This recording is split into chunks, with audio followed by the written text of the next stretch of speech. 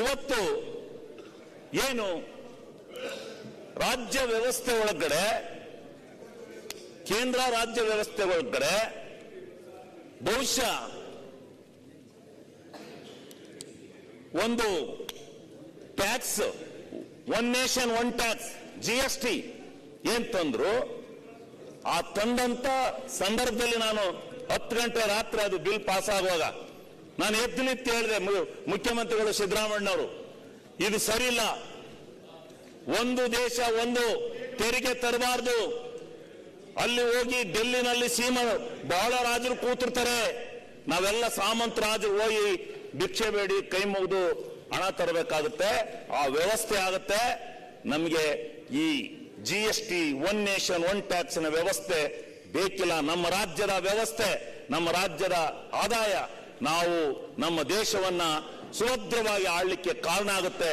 ನಮಗೆ ವ್ಯವಸ್ಥೆ ಬೇಕಾದಾಗ, ಹಣಕಾಸಿನ ಮುಗ್ಗಟ್ಟು ಬಂದಾಗ ರಾಜ್ಯದ ಜನತೆ ಮುಂದೆ ಹೋಗಿ ಈ ರೀತಿ ನಾವು ಕಾರ್ಯಕ್ರಮಗಳನ್ನು ತರ್ತಾ ಇದ್ದೀವಿ, ಇಂಥ ಯೋಜನೆಗಳನ್ನ ತರ್ತಾ ಇದ್ದೀವಿ, ಇದಕ್ಕೆ ನಮಗೆ ಹಣಕಾಸಿನ ತೊಂದರೆ ಇದೆ, ದಯಮಾಡಿ ಸಹಾಯ ಮಾಡಿ ಅಂತ ಹೇಳಿ ನಮ್ಮ ಸಂಪತ್ತನ್ನ, ನಮ್ಮಲ್ಲಿರ್ತಕ್ಕಂಥ ರಾಜ್ಯದ ಸಂಪತ್ತನ್ನ ವ್ಯವಸ್ಥೆ ಮಾಡಿಕೊಂಡು ಆ ಸಂಪತ್ತಿನ ಮುಖಾಂತರ ಅದನ್ನು ಖರೀದಿ, ಆ ಸಂಪತ್ತಿನ ವ್ಯವಸ್ಥೆ ಒಳಗಡೆ ನಾವು ಈ ರಾಜ್ಯವನ್ನು ಸುಭದ್ರವಾಗಿ ಆಳ್ಬೋದಾಯಿತು, ಆರ್ಥಿಕ ವ್ಯವಸ್ಥೆಯನ್ನ ಸುಭದ್ರವಾಗಿ ಇಡಬಹುದಾಯಿತು.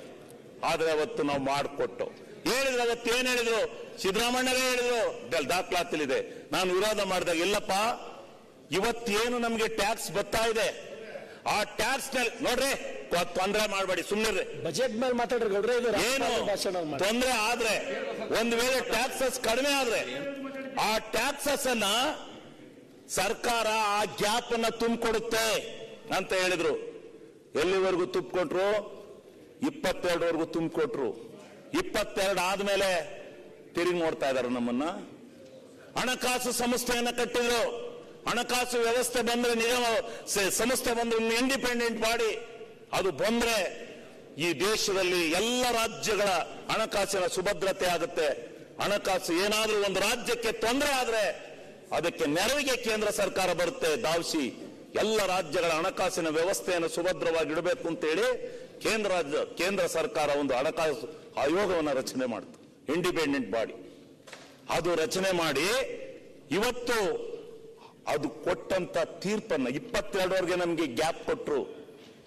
22 ಕಳೆದ ಮೇಲೆ ನಮಗೆ ಆದಾಯ ಕಡಿಮೆ ಆದ್ರೆ, ಟ್ಯಾಕ್ಸ್ ಕಡಿಮೆ ಆದ್ರೆ ನಮ್ಮನ್ನ ಮಾತಾಡ್ಸಕ್ಕಿಲ್ಲ, ತಿರುಗಿ ನೋಡಕ್ಕಿಲ್ಲ. ಇವತ್ತು 22ರಿಂದ ಈಚೆಗೆ ಅಲ್ಲಿವರೆಗೆ ನಮಗೆ ಕೊಟ್ಟರು. ಇವತ್ತು ಆ ಗ್ಯಾಪ್ ಏನ್ ಕಡಿಮೆ ಆಗ್ತಾ ಇದೆ, ನಮ್ಗೆ ಯಾರು ತುಂಬಿಕೊಡೋರು?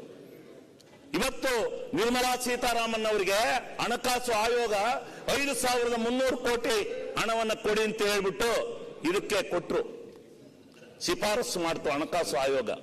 ಇವತ್ತು ಅದು ಬರಲಿಲ್ಲ. ಈ ರೀತಿ ಅಪ್ಪರ್ ಭದ್ರಾಕ್ಕೆ ಬರಲಿಲ್ಲ. ಈ ರೀತಿ ಅನೇಕ ಶಿಫಾರಸುಗಳನ್ನ ಕೇಂದ್ರ ಸರ್ಕಾರಕ್ಕೆ ಹಣಕಾಸು ಆಯೋಗ ಮಾಡಿದೆ, ಇವತ್ತು ಬರ್ತಾ ಇಲ್ಲ. ಕೇಂದ್ರ ರಾಜ್ಯಗಳ ಹಣಕಾಸು ಸಂಬಂಧ ರಾಜಕೀಯ ಭಿನ್ನಾಭಿಪ್ರಾಯದಿಂದ ಕೂಡಿರಬಾರ್ದು, ಬಾಂಧವ್ಯದಿಂದ ಕೂಡಿರಬೇಕು. ಆಗ ಮಾತ್ರ ಭಾರತ ದೇಶ ಅತಿ ಉನ್ನತ ಸ್ಥಾನಕ್ಕೆ ಹೋಗ್ಲಿಕ್ಕೆ ಸಾಧ್ಯ. ರಾಜ್ಯಗಳನ್ನ ಬಿಟ್ಟು ಕೇಂದ್ರ ಸರ್ಕಾರ ಇಲ್ಲ, ಕೇಂದ್ರ ಸರ್ಕಾರವನ್ನ ಬಿಟ್ಟು ರಾಜ್ಯ ಸರ್ಕಾರ ಇಲ್ಲ. ಇವೆರಡೂ ಕೂಡ ಒಕ್ಕೂಟಿನ ವ್ಯವಸ್ಥೆ ಒಳಗೆ ಹೋದ್ರೆ ಮಾತ್ರ ಈ ದೇಶದ ಆರ್ಥಿಕ ಸುಭದ್ರತೆಯನ್ನು ನಾವು ಪಡೆಯಲಿಕ್ಕೆ ಸಾಧ್ಯ ಆಗುತ್ತೆ. ಕೇಂದ್ರದ ನೆರವಿಗೆ ರಾಜ್ಯ ಸರ್ಕಾರ ಧಾವಿಸಬೇಕು, ರಾಜ್ಯದ ನೆರವಿಗೆ ಕೇಂದ್ರ ಸರ್ಕಾರಗಳು ಆಗಿಂದಾಗ್ಗೆ ಧಾವಿಸಬೇಕು. ಏನು ಫ್ಲಡ್ ಬಂತು, ಫ್ಲಡ್ ಬಂದಾಗ ಹೋಗಿ 3,800 ಕೋಟಿಗೆ ಕೈ ಮುಗಿದು, ಇಲ್ಲಿಂದ ಎಲ್ಲ MLAಗಳು ಎಲ್ಲ ಮಂತ್ರಿಗಳು ಹೋಗಿ ಕೈ ಮುಗಿದು ಜಂತರ್ ಮಂತರ್ನಲ್ಲಿ ಪ್ರಾರ್ಥನೆ ಮಾಡಿದೆವು. ಕೊಟ್ರ? ಕೋರ್ಟ್ ಕೊಡ್ತು. 3,800 ಕೋಟಿಯನ್ನ ಕೋರ್ಟ್ ಕೊಡ್ತಾ ಹೊರತು ಕೇಂದ್ರ ಸರ್ಕಾರ ಕೊಡ್ಲಿಲ್ಲ, ಕೇಂದ್ರ ಸರ್ಕಾರ ಕೊಡ್ಲಿಲ್ಲ. ಇದನ್ನ ಏನಂತ ಹೇಳ್ಬೇಕು? ಅದೇ ಬಿಜೆಪಿ ಸರ್ಕಾರ ಏನಾದ್ರೂ ಕರ್ನಾಟಕ ರಾಜ್ಯದಲ್ಲಿ ಇದ್ದಿದ್ರೆ ಅದನ್ನ ನಿಲ್ಸಕ್ಕಾಗದ ಮಾನವೀಯತೆ ದೃಷ್ಟಿಯಿಂದಲಾರು ಕೊಡೋರು.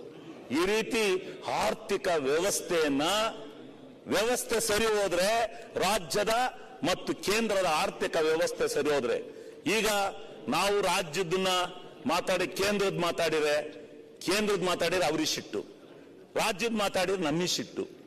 ಕೇಂದ್ರ ರಾಜ್ಯಗಳ ಹಣಕಾಸಿನ ವ್ಯವಸ್ಥೆ ಏನಾಗಿದೆ ಅಂತಕ್ಕಂಥದ್ದು ಎಲ್ಲರಿಗೂ ಗೊತ್ತು. ಆ ವ್ಯವಸ್ಥೆಯನ್ನ ಸರಿದೂಗಿಸ್ಕೊಂಡು ಹೋಗ್ತಕ್ಕಂಥದ್ದು ನಮ್ಮ ಈ ಒಕ್ಕೂಟ ವ್ಯವಸ್ಥೆಯಲ್ಲಿ ಕೇಂದ್ರ ರಾಜ್ಯಗಳ ಜವಾಬ್ದಾರಿ. ಅದಕ್ಕೋಸ್ಕರ ಸ್ವಲ್ಪ ನಮಗೆ ಅನುದಾನಗಳು